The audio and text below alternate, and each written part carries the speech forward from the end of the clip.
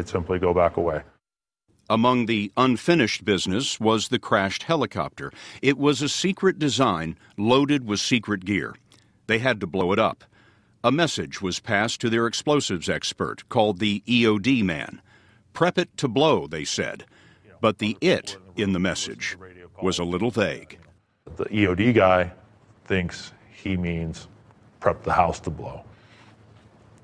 So there we are in the middle of this, and he's like, okay, roger that, prep it to blow. So he's running around the first floor of the house, setting his charges, getting ready to blow up the house. And somebody looks over at him and is like, dude, what are you doing? He's like, oh, I'm prepping it to blow. He's like, not the house, the helicopter. Well, he hadn't got the word that there was a helicopter even down. He's like, what helicopter? It's like, the one in the courtyard, go take a look. So he runs outside, sees the helicopter, and then they proceed to rig it to blow. It was past time to go. 2 large helicopters called CH-47s, filled with reinforcements and fuel, had been standing by during the raid. The remaining Black Hawk would return for half of the SEALs. A CH-47 would pick up the rest. The Black Hawk that's picking us up lands first. We run through the field carrying the body in the body bag, load the remaining Black Hawk, and then we slowly lift off and move away. While they're waiting for the 47 to come in, the timer on the charges is ticking down. The explosion on this helicopter is coming. How much time have they got? Not much left. Minutes. They're under 30 seconds. They're running down. The team leader that was in charge of the demo team, he gets a hold of the commanding officer, gets him on the radio talking to the 47, tells the 47 to do a go-around. As he's doing the go-around of the south, boom, the charge goes. Our Black Hawk's already gone. This explodes, big, huge explosion. The 47 comes right back around, lands, the guys load on, and now they're airborne. We're done. We're clean from the target. That glow at the compound was the helicopter on fire.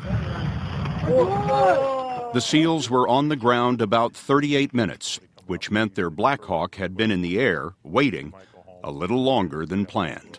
Sure enough, I'm sitting in the helicopter, and you turn around and look in the cockpit, and I see flashing red lights. Well, I'm not a pilot, but anything flashing red in a vehicle is typically not good. Those gas gauges. We're about to run out of fuel. During their escape, the SEALs were forced to land in Pakistan. One of the CH-47s was waiting on the ground and refueled their Black Hawk. The Pakistanis didn't get you on the way in, but you're concerned they're going to get you on the way out. Sure, we got to get out of here. When did you know that you were out of Pakistan? They radioed over, came on over the radio, said, hey, we're back in Afghanistan. And you thought what? Big sigh of relief, and wow, we might have actually pulled this off. This is crazy. Was there ever a point, Mark, in which you shook hands with each other, slapped each other on the back? Yeah, once we landed, everybody kind of hugged and high-fived and took a couple photos, and it was our 5-minute, hey, cool, we pulled this off, good job, and then it was back to work. In his book, Owen describes how they loaded the body onto a pickup truck and brought it to a hangar where Vice Admiral McRaven, head of Joint Special Operations Command, was waiting. They unzipped the bag. Standing nearby was that CIA analyst who had spent years on Bin Laden's trail. Miss 100%, the woman who told you that she was 100% certain that they had Osama Bin Laden. Right. So we're all in the hangar. Immediately we saw her, and she started crying. It was a pretty significant event in her life, I'm sure. 6 hours later, the president announced it to the world. Tonight, I can report to the American people and to the world that the United States has conducted an operation that killed Osama Bin Laden, the leader of al-Qaeda. Yeah, we watched it live. It was they had some TVs set up in the hangar that we were at, and literally still in your camouflage uniform, our gear kind of set to the side, and we heard it was coming on. We went and gathered around and watched the address. What did you think? Now the world knows that we've got him.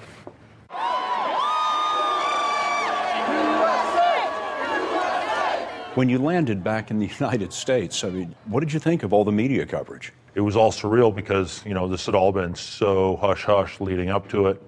We went and did it. Now it was the biggest news story ever. We got on a bus, They drove us back to work. I didn't even go in. They told us we had a couple days off, and I grabbed my keys, went and got in my truck, and you know, I put it in the book, but you know, I hit Taco Bell on the way home, hit the drive-through, a couple tacos, and you know, ate it in my car right there, and then drove home. You were part of the team that killed Osama bin Laden, and the first thing you do when you get back to the United States is go to Taco Bell. Yeah, 2 tacos and a bean burrito. It's routine.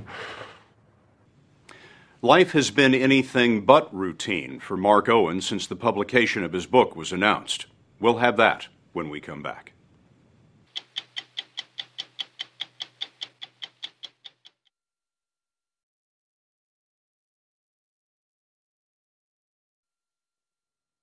Days after returning from the raid in Abbottabad, Pakistan, Mark Owen's squadron boarded an ancient C-130 transport plane for one more mission.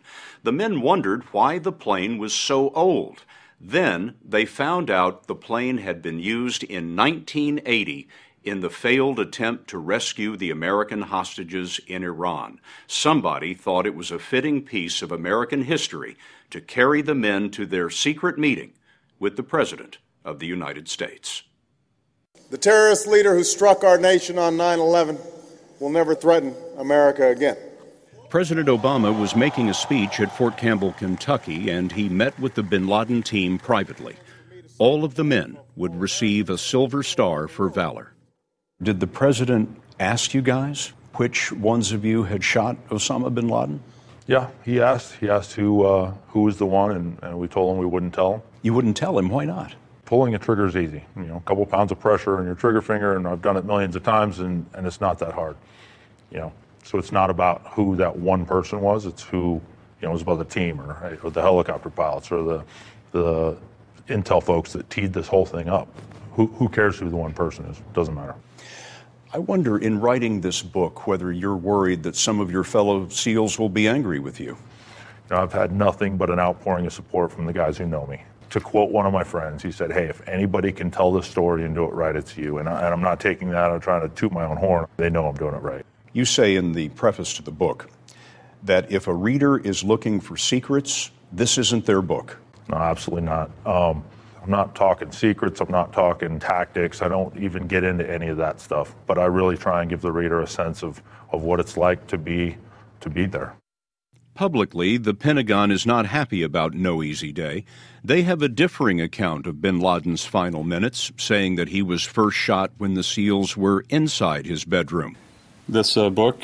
Spokesman George Little said last week that Owen signed a secrecy agreement as a SEAL and should have submitted his book for editing by the government. And the author is in material breach of his secrecy agreements with the United States government. We believe that sensitive and classified information is contained in the book. I don't think I could be any clearer than that. But Owen insists there is nothing in the book that compromises the secrets of the United States or the safety of the SEALs. And there was one more thing that he wanted to say. The release of the book was timed to the anniversary of 9/11. My worry from the beginning is, you know, it's a political season. This book is not political whatsoever. It doesn't badmouth either party. And we specifically chose September 11th to keep it out of the politics. You know, if these crazies on either side of the aisle want to make it political, shame on them. The bin Laden raid was Mark Owen's last. A few months later, he went to New York and saw Ground Zero for the first time. Our team played a small little piece. Some people would argue bigger, but, you know, to us it's we were just doing our job. It's not a big deal. We were just lucky to be at the right place at the right time. But then going to New York and where the World Trade Centers stood at one point, and it just very, very emotional. Nearly 3,000 people were killed right there alone. It was emotional, and it was like, you know what, it was ready to move on, full circle. Your team had avenged those deaths. Absolutely. When word of the book No Easy Day came out last month, a cable news channel learned Mark Owen's real name and reported it. Since then, others have reported his name. We will not. Owen intends to donate most of the profits from the book to charities that support families of fallen troops.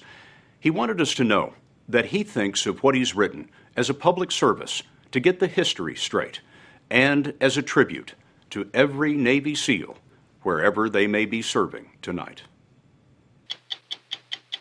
Go to 60minutesovertime.com to hear more about Mark Owen's Navy SEAL assault and what he saw inside bin Laden's room.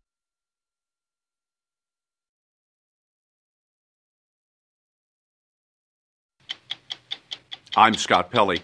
We'll be back next week with another edition of 60 Minutes. And join us all this week on the CBS Evening News for the first interview with President Obama after the Democratic